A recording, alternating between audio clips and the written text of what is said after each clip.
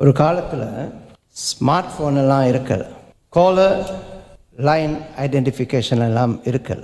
So யாராவது கதைத்தால் ரிசீவரை தூக்கினோன்னு அந்த பக்கத்தில் இருந்து சொல்லணும், இது நான் தான் அழைக்கின்றேன். சொல்லிட்டா பிரச்சனை வராது. கூடுதலாக மக்கள் என்ன செய்வாங்கன்னு சொன்னால், கால் பண்ணிவிட்டு மிகவும் ஒரு உன்னதமான ஒரு கேள்வி கேட்பார்கள். நான் யார் என்று தெரிகிறதா? முதல் வாட்டி ரொம்ப சாந்தமாக நம்ம பதில் சொல்லுவோம், இல்லை தெரியலை. திருப்பி கேட்பாங்க, தெரியலையா? அப்போ கொஞ்சம் கோபம் உள்ள வரும். தெரியலையா? உண்மையிலும் அவன் தெரியலையா? அப்போ என்ன செய்வான் தெரியுமா? அந்த காலத்தில் உங்களுக்கு எல்லாம் அது புரியாது. நம்ம காலம் வச்சிருவோம். அந்த காலத்துலலாம் ஒரு கால் கனெக்ட் பண்ணுறது என்பது ரொம்ப லேசான விஷயம் அல்ல. என்ன சொன்னால், டயல் ஃபோன் இருக்கும், 15 நம்பர் இருந்ததுன்னு சொன்னால், ஒரு நம்பரில் கொஞ்சம் நம்ம ஃபுல்லாக சுத்தாமல் விட்டுட்டேன்னு சொன்னால் நம்பரே மாறிடும். திருப்பி ஆரம்பத்தில் செய்யணும். ரீடயல் ஆப்ஷன் அப்போல்லாம் இருக்கல. திருப்பி கால் பண்ணுவாங்க, கஷ்டப்பட்டு கால் பண்ணிவிட்டு இப்போயாவது மனம் திரும்பி நான் இன்னார் பேசுகிறேன்னு சொல்லுவாங்களா? இல்லை, நான் இப்போ தான் கால் பண்ணேன், யாருன்னு தெரியலையா? அப்போல்லாம் நம்ம ஜோக்காக சொல்லியிருக்கிறோம். இன்னும் விஷுவல் ஃபிக்ஸ் பண்ணல, ஒரு காலத்தில் ஃபிக்ஸ் பண்ணுவாங்க. ஃபிக்ஸ் பண்ண பிறகு நான் சொல்லுறேன். அப்போல்லாம் ஐடியாவே இருக்காது இப்படி ஒரு வீடியோ கால் ஃபங்க்ஷன் எல்லாம் வரும்னு சொல்லிட்டு. ஆனால் அதே பிரச்சனை இன்னும் இருக்குது. சில வாட்ஸ்அப் நம்பர் ஏதோ காரணத்துக்காக அவங்க காசு கொடுத்து பிளாக் பண்ணியிருப்பாங்க. அதனால் நமக்கு போட்டால் கூட நமக்கு வராது. ஹாய் என்று சொல்லிட்டு ஒரு வாட்ஸ்அப் போடுவாங்க. இப்போ நமக்கு ரத்தம் கொதிக்கும், என்னடா ஹாய் மட்டும் போட்டுருக்குறாங்க, என்ன செய்கிறது? விட்டுருவோம். இன்னொரு 10 நிமிஷம் பிறகு ஹாய், என்ன செய்கிறதுன்னு சொல்லிட்டு போடுவோம். இன்னும் தெரியாது யாருன்னு சொல்லி. என்ன யாருன்னு தெரியலையா?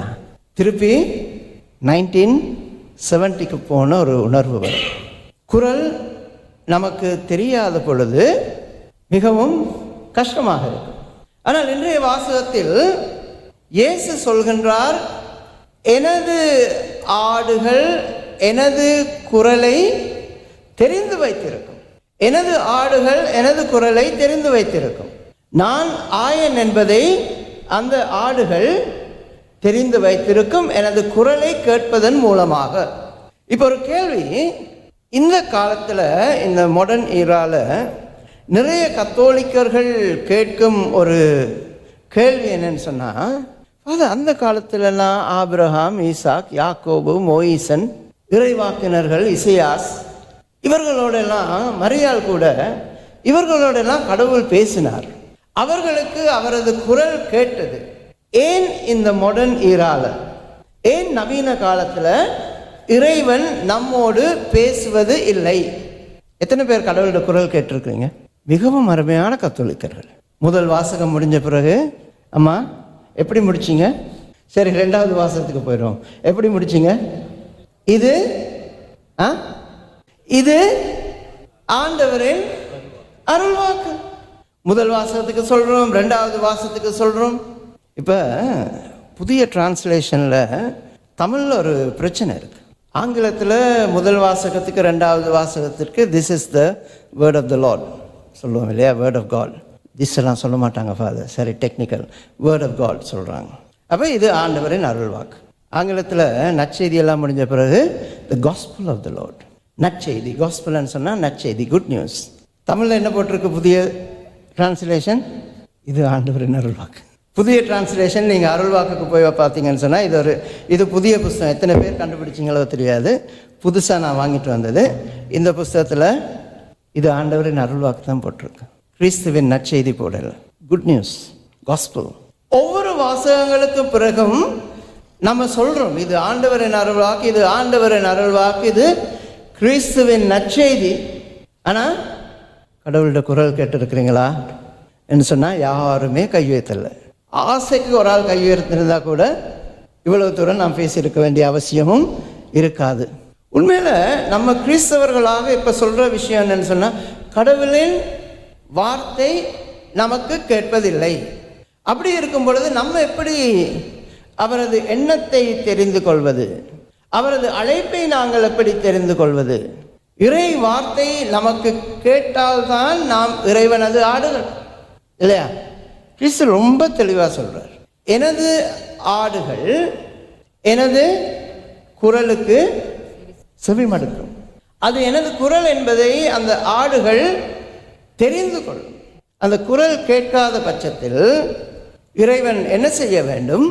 இறைத்தன்மையில் இருந்து மனிதத்தன்மையை பூண்டுள்ள ஆயர்களை நம்மிடம் அனுப்ப வேண்டும். அந்த வார்த்தையை கேட்காத பட்சத்தில் மனித வார்த்தை கேட்குமா இல்லையா? கேட்கணும். ஆகவே இறைவன் தனது பெயரின் நிமித்தம் ஆயர்களை அனுப்புவார். இந்த நம்ம கத்தோலிக்க ஒக்காபுலரியை விட்டுருங்க. ஆயர்கள் என்று சொன்னால் நம்ம எப்பயுமே நினைக்கிறது என்னது? ஆண்டகை, ஆயர் இல்லை. ஆயர்கள் என்று சொன்னால் இடையர்கள். இடையர்கள் என்று சொன்னால் ஆடுகளை நல்வழியில் நடத்துபவர்கள். ஆனால் இப்போதான் ஆயர்களை பற்றி நம்ம சின்ன பசங்களுக்கு என்ன சொல்லி கொடுக்குறோம்? அதுவும் இருக்கு.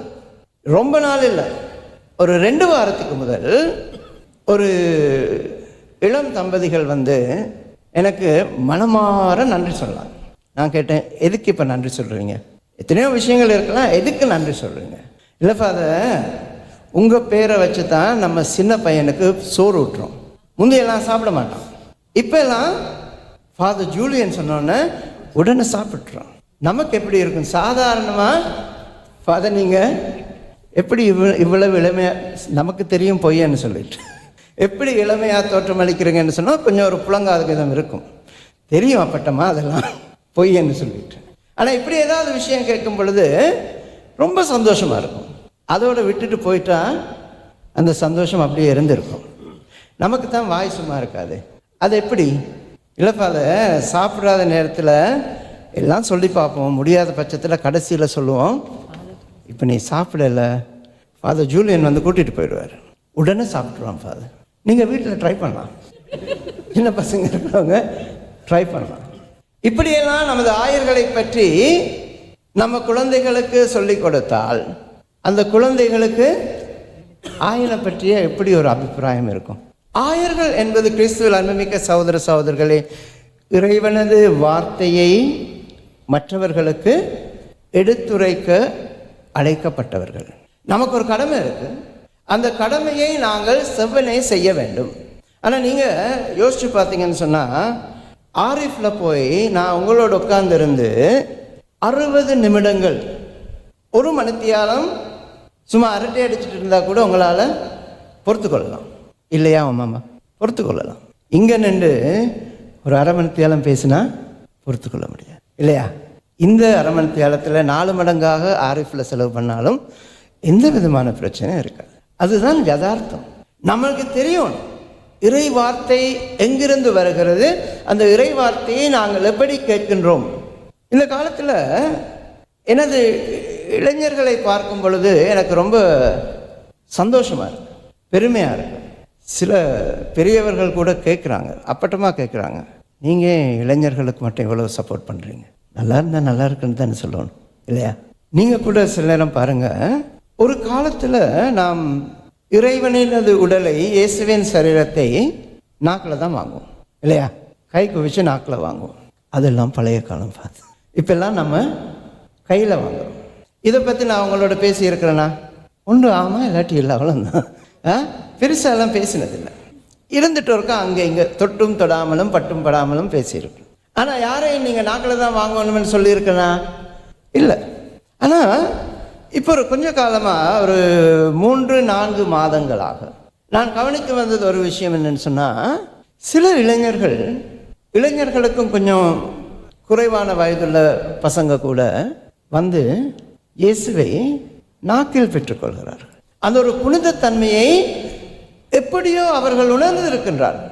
நம்ம பசங்க மட்டும் இல்லை. என்ன சொன்னால், இப்போ நான் அது சொல்லாட்டி என்ன நடக்கும்? இன்றைக்கு எல்லாருமே அங்கே ஜூம் பண்ணுவீங்க, யாரா இவன் நாக்கில் வாங்குறது, ஏதோ அந்த பையன் பெரிய பாவம் செய்தது போலவும் நீங்கள் அவனுக்கு விடுதலை வாங்கி கொடுக்கறது போலவும். நம்ம பசங்க மட்டுமல்ல, ஆல்டர் சர்வீஸில் இருக்கிற சில பசங்க நாக்கில் வாங்குறாங்க. டெய்லி மாசுக்கு வருபவர்கள் சில பேர் நாக்கில் கிறிஸ்துவை பெற்றுக்கொள்கின்றார்கள். ஒரு மாற்றத்தை பார்க்க முடிகின்றது. ஒரு காலத்தில் இளைஞர்கள் திருப்பலிக்கு வருவார்களா என்று ஏங்கிய காலம் போய் இப்பொழுது இளைஞர்களை திருப்பலியில் பார்க்கும் பொழுது திருப்பலி முடிந்துவிட்டு அவர்கள் இந்த நமது பங்கோடு இணைந்து செயல்படும் பொழுது ஒரு மாற்றம் இருப்பதாக நான் உணர்கின்றேன். அதுக்கு முக்கிய காரணம் யார்? ஃபாதர் ஜூலியன் எல்லாம் இல்லை. உண்மையில் ஃபாதர் ஜூலியன் எல்லாம் இல்லை. பெற்றோரின் கண்ணோட்டத்தில் ஒரு மாற்றம் இருக்கின்றது. பெற்றோர் நமது பங்கை பார்ப்பது, நமது திருப்பலியை பார்ப்பது, நமதுன்னு சொன்னால் தமிழ் மட்டும் அல்ல, எல்லாமே பார்க்கும் பார்வையில் ஒரு வித்தியாசம் இருக்கின்றது. மாற்றம் எங்கிருந்து வர வேண்டும்? உங்களது இல்லங்களில் இருந்து வர வேண்டும். ஆனால் அது முழுமையாக வந்திருக்கா நான் நினைக்கிறேன். ஆனால் ஆரம்பித்திருக்கிறது. சிறுவர்கள், இளைஞர்கள் திருப்பலிக்கு வந்தால் அன்றி இறை அழைத்தலின் குரல் அவர்களுக்கு கேட்காது. அது கேட்க வேண்டும் என்று சொன்னால் முதன்மையாக அந்த சிறுவர்களை, இளைஞர்களை நாங்கள் திருப்பலிக்கு கொண்டு வர வேண்டும். அதற்கு நாங்கள் தியாக உள்ளம் கொண்டவர்களாக இருக்க வேண்டும். அடிக்கடி எனது பெற்றோரை பற்றி அல்லது எனது பெற்றோரிடம் கேட்கப்படும் கேள்வி, அது எப்படி ரெண்டு பேரையும் விட்டீங்க? பேர் சொல்ல பேரை கொண்டு போகிறாள் இருக்க வேண்டாமா? இல்லையா? பரம்பரை இருக்க வேண்டாமா கேட்பாங்க. இப்படி ஒரு எண்ணம் வரும் பொழுது தேவழைத்தலுக்கு அது ஒரு இடைஞ்சலாக இருக்கும். எப்பயாவது, நான் அடிக்கடி அதை பற்றி பேசுகிறதில்ல, எப்பயாவது தேவழைத்தலை பற்றி பேசும் பொழுது, நமது மக்களோடு பேசும் பொழுது, தேவழைத்தலுக்காக உங்கள் குடும்பங்களில் செவியுங்கள் என்று சொன்னால் சில பேர் ரொம்ப தெளிவாக சொல்லுவாங்க, ஃபாதர், மற்ற குடும்பங்களிலிருந்து தேவழைத்தலுக்காக நாம் செபிக்கின்றோம். ஏன் உங்கள் குடும்பத்துக்கு என்னது? ஒரே ஒரு பையன் இருக்கிறோம் ஃபாதர், அவனும் போயிட்டான், அப்புறம் நம்ம பேரை யாரை கொண்டு போகிறா ஃபாதர்? ஒரு பயம். எதுக்கு? அவர் நம்ம பையனை தூக்கிட்டு போயிடுவாரோ. தேவழைத்தல் என்பது நாம் போடும் ஒரு விதை. அந்த விதை ஆலயத்திலிருந்து ஆரம்பிக்கலாம். ஆலயத்தில் ஆரம்பித்தால் எங்கே தொடர வேண்டும்? எங்கே? நமது குடும்பங்கள் தொடர வேண்டும். 2 பேர் இருந்தால் ஒரு ஆளை விடுறது ஓகே, அது ஒரு ஆள் இருந்தால் ரொம்ப கஷ்டம். முதன்மையாக நமக்கு தெரிய வேண்டிய ஒன்று இருக்கின்றது. உங்களுக்கு 2 இருந்தாலும் 3 இருந்தாலும் 4 இருந்தாலும் 5 இருந்தாலும் அந்த குழந்தை உங்கள் குழந்தை. எல்லாரும் கொண்டு வந்து கோயிலில் விட்டுட்டு போயிடாதீங்க இந்த ஸ்டேட்மெண்ட்டை கேட்டுட்டு. அந்த குழந்தை உங்கள் குழந்தை அல்ல. யாருடைய குழந்தை? அந்த குழந்தை இறைவன் உங்களுக்கு பரிசாக கொடுத்த ஒரு குழந்தை. அதை நல்ல கிறிஸ்தவ குழந்தையாக வளர்ப்பது உங்களது கடமை. அந்த குழந்தைக்கு விசுவாசத்தை ஊட்டுவது உங்களது கடமை. அந்த குழந்தைக்கு தேவ அழைத்தல் என்னும் அந்த ஆசையை கொடுப்பது உங்கள் கடமை. அதுக்காக அந்த குழந்தையை புஷ் பண்ண வேணும்னு சொல்லலை. இப்படி ஒரு ஆப்ஷன் இருக்குது. அந்த குழந்தைக்கு தெரிய வேண்டும், அந்த இளைஞனுக்கு தெரிய வேண்டும். எப்படி தெரியும்? வீடுகளில் செபிக்கணும், வீடுகளில் செபிக்க வேண்டும். அங்கிருந்து தான் ஆரம்பமாகும். நம்ம எல்லாம் வீட்டில் செபிப்போம், நிச்சயமாக செபிப்போம். எப்போ? ஒரு கஷ்டம் வரும் பொழுது, ஒரு துன்பம் வரும் பொழுது, ஒரு இறப்பு வரும் பொழுது, இல்லையா? வேலை இல்லாமல் போகும் பொழுது, வேலைக்கு எங்கேயாவது ஒரு கஷ்டமாக ஒரு நிலைமை வரும் பொழுது செபிக்கின்றோம். செபம் என்பது கேட்பது மட்டுமல்ல, செபம் என்பது நமது வாழ்வை இறைவனுக்கு ஒப்புக் கொடுப்பதும் ஒரு செபம்.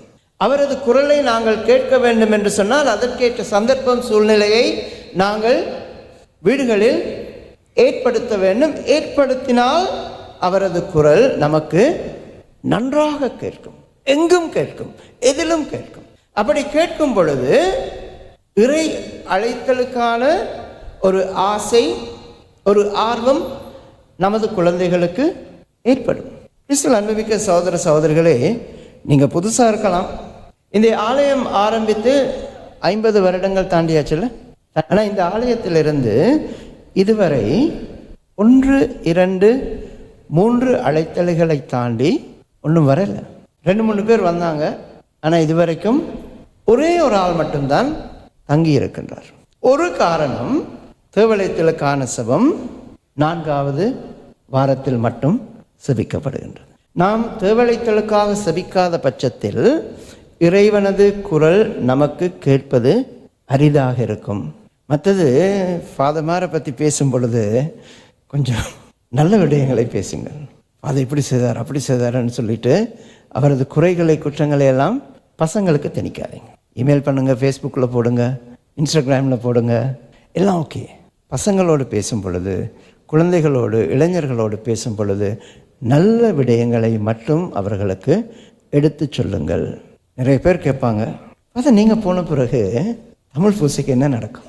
நீங்கள் போன பிறகு தமிழ் பூசைக்கு என்ன நடக்கும்? நீங்கள் அதை சீரியஸாக எடுக்கணும். இங்கே இருக்கும் ஒவ்வொரு குடும்பங்களும் அதை ரொம்ப யோசிக்கணும். நமது காலத்துக்கு பிறகு தமிழ் பூசை நமது பங்கில், பிரான்சிஸ்கன் பங்கில் தொடர வேண்டும் என்று சொன்னால் என்ன நடக்க வேண்டும்? பேர் சொல்லட்டா? இங்கே இருக்கிற இளைஞர்கள் ஒவ்வொருவரது பேரையும் நான் எடுத்து சொல்ல வேண்டியிருக்கும். இப்போ நம்ம விதை போட்டால்தான் ஒரு காலத்தில் அது விருட்சமாக வளரும். விதை போடணும், விருட்சத்தை எதிர்பார்க்கக்கூடாது. விருட்சம் அவரது செயல், விதை போடுவது நம் ஒவ்வொருவரது செயல். கிறிஸ்துவில் அன்புமிக்க சகோதர சகோதரிகளை, இறைவன் நமக்கு ஒரு பரிசை கொடுத்தால் அந்த பரிசை நாங்கள் இறைவனுக்கு மீண்டும் கொடுக்க மகிழ்ச்சியான உள்ளம் நமக்கு வேண்டும். அந்த உள்ளத்தை வேண்டி மன்றாடுவோம்.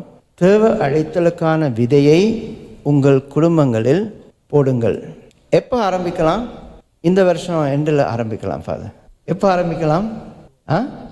இன்றே ஆரம்பியுங்கள். இன்றிலிருந்து தேவ அழைத்தலுக்கான விதையை போடுங்கள், செவியுங்கள். ஆனால் நான் ரொம்ப நல்லவன், என்ன இருந்தாலும் எப்படி தான் கோவப்பட்டாலும் ரொம்ப நல்லவன்.